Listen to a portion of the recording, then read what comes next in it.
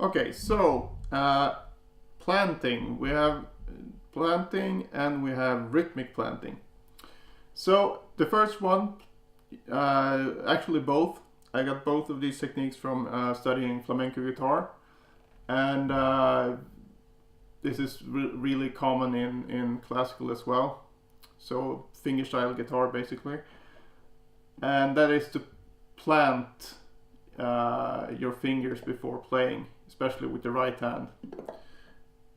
So when working on arpeggio patterns and scales with 2 or more fingers, they would use this technique to minimize the movement and have control over the technique. And it works just as well on electric guitar or pick style guitar.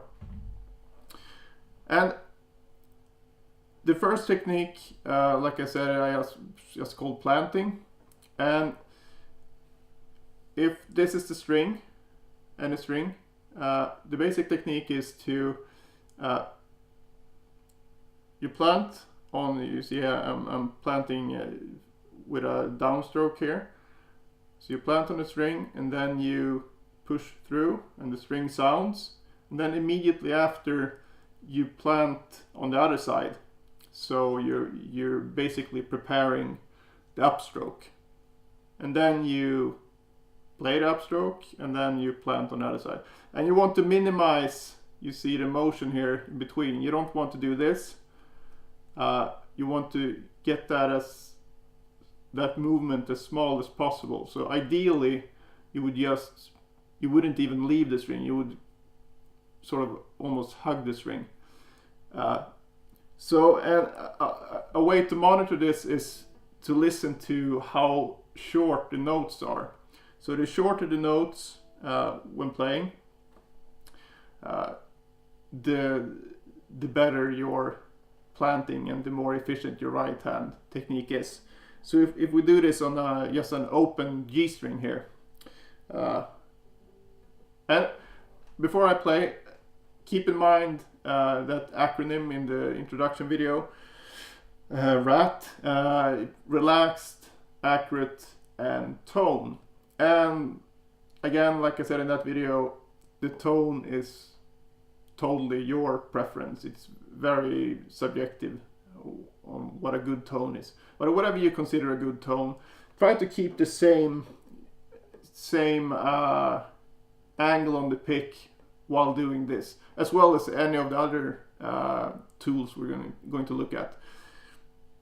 So you don't want to change anything when since we're programming our technique to work for us when we're just playing musically, and you don't want to have to think about this, but for that to happen you have to program it correctly. So think about that, RAT.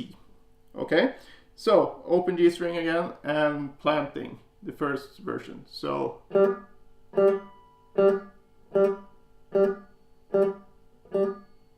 if I slow that down even more, because regardless of how slow you play here, the notes should be as short as possible anyway. So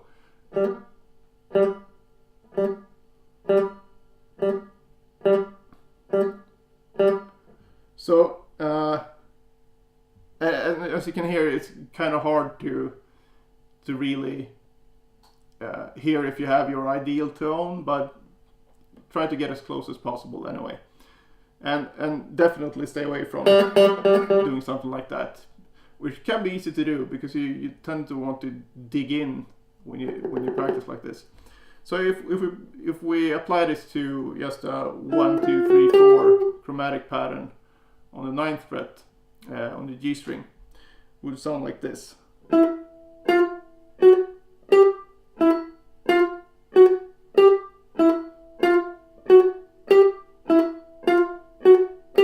Okay, so as you can hear, doesn't sound very good when you do it like this, but remember that this is to get your right hand to be as efficient as possible, sort of like the ideal state for the right hand when it comes to movement. And you won't have this ideal state when playing, but you will, by practicing like this, you will come closer to it at least. And don't worry about the notes being cut short here, because this is not something that you will not sound like this. I mean, maybe if you practice like this exclusively, you would sound like this, but just using this as a tool, it won't affect your playing more than it will affect your right hand efficiency. And also, when playing really fast, the notes won't be longer than that. Anyway, it's just that there are more notes per minute or per second than what we have here, so it's more noticeable here. Okay.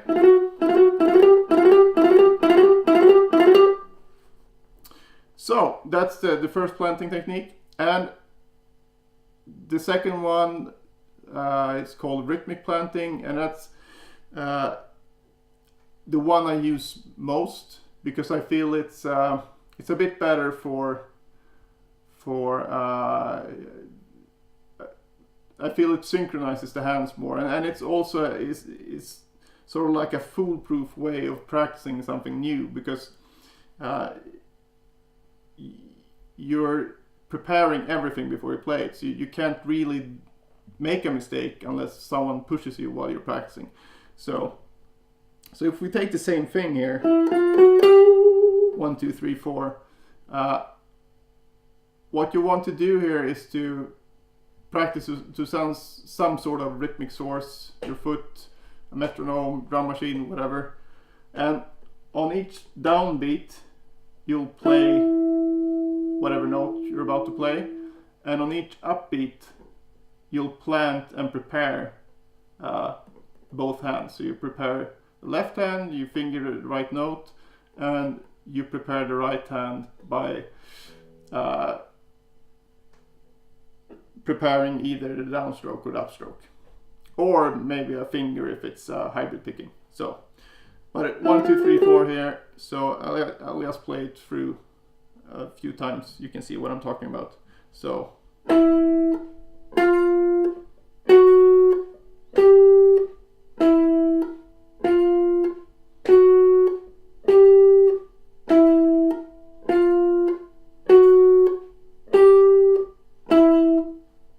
Okay, and as you saw here, the right hand isn't,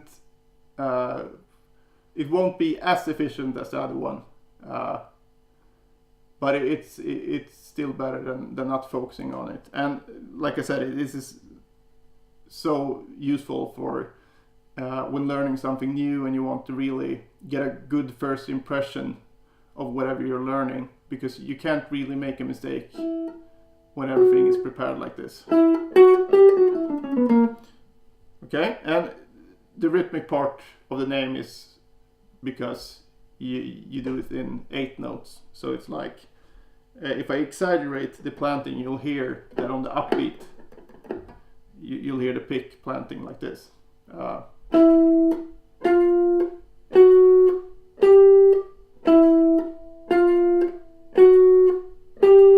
And also you hear the note cut off as well. So that's the two techniques for planting. And the first one is really good for really minimizing the picking, but the reason why I don't use it as much as the other one is because it's when you play something like this and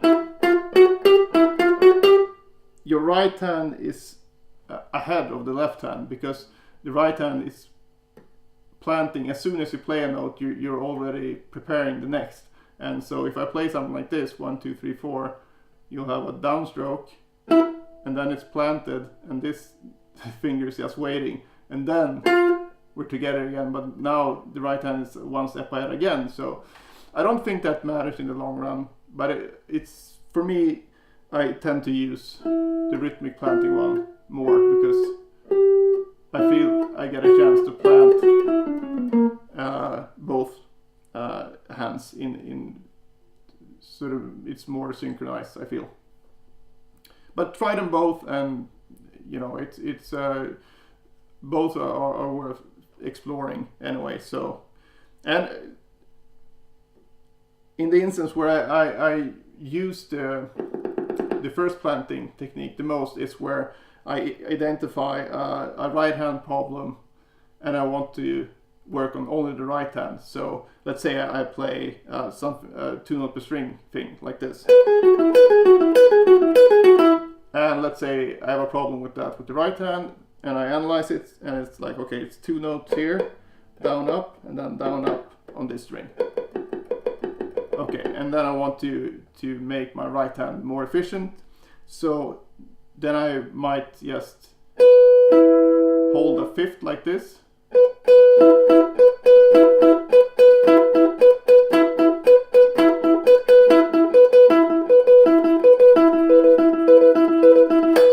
Okay. And another thing here that's important is that when you're changing strings with the first planting technique, you have to dampen the string with the right hand or the left hand, or a combination. So if you play like something like that, here it's fine, but this note, since I'm going to the next string here, I won't do the string hugging, so to speak, because I'm not going to be here. I'm not, because here I'm prepared for a downstroke on this string, but I'm going to have a downstroke on this string. So, but I still want to go as fast as possible to the next note. So what happens here is I have to dampen the string with the left and the right hand. So I try to keep the notes as short as possible here as well. So I try to keep them uniform with the other ones. If you just listen to this and not see me changing strings, I don't want that string change to be really noticeable. So, and this really works on your right hand muting as well. So it's sort of a bonus feature of the first planting technique.